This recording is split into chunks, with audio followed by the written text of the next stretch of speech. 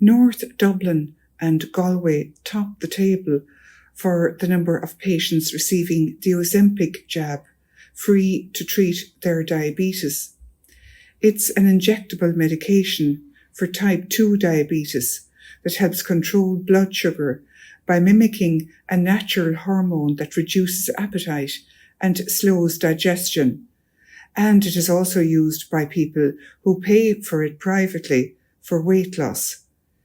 Figures show last year 35,571 people nationally were prescribed Ozempic free under the medical card or long-term illness scheme for diabetes.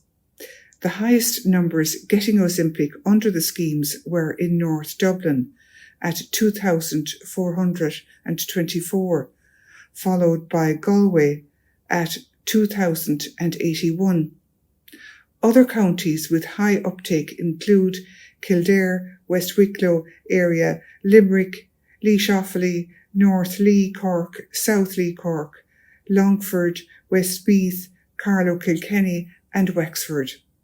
The figures were provided by the HSE to Labour Party Cork North Central TD, Deputy Owen Kenny.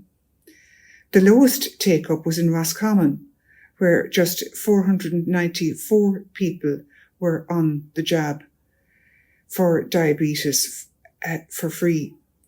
This was followed by Sligo, Leitrim and West Cavan, Dunleary, Cavan Monaghan and Donegal. The total cost of Ozempic to the state under these schemes was 31 million last year.